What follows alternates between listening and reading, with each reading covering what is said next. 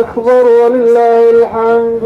الله أكبر الله أكبر الله أكبر الله أكبر لا إله إلا الله. الله أكبر الله أكبر ولله الحمد.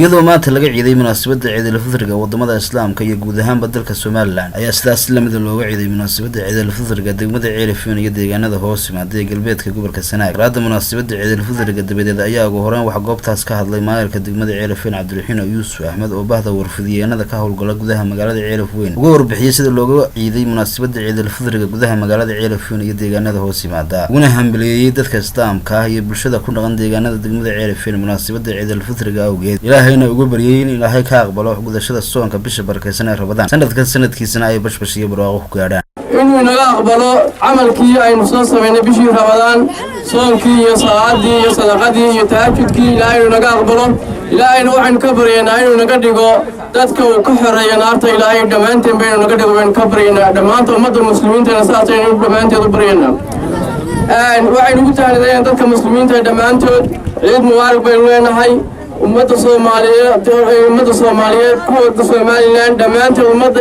islaamka oo dhan waxaan leenahay ciid mubaarak nabad ku ciidaynu leenahay caafimaad ku ciidaynu leenahay sanadkiisana nabadgelyo iyo barwaaqo ilaahay ha ku simo. sidoo kale waxa iyaguna halkaasi ka hadlay isla markaasna hambalyeeyay guud ahaanba dadka muslimiinta ah munaasabadda ciidul fitriga awgeed maayir ku-xigeenka degmada Master Hindi Sheekh Salmaan Jaamac Ducaale qaar ka mid ah xildhibaanada golaha deegaanka degmada Ceelafweyn iyo aqoon-yahano ciid mubaarak waxaan ugu rajaynayaa ummadda reer Ceelafweyn iyo guud ahaanba reer Soomaaliland dhan in ciidkan ciidkiisa ilaahay ku gaarsiiyo bashbash iyo barwaaqo iyo nabadgelyo. عيد مبارك كل عام وأنتم بخير. الله عيد الوينات مسلمين طه لما أنتم الله عيد مبارك. عيد مبارك مجتمع مدة مسلمين دمانتد يوم الصوماليات يوم غير Somaliland بقارهان قبل كسنة قارهانا تكمل Ceelafweyn عيد مبارك بان لنا هاي.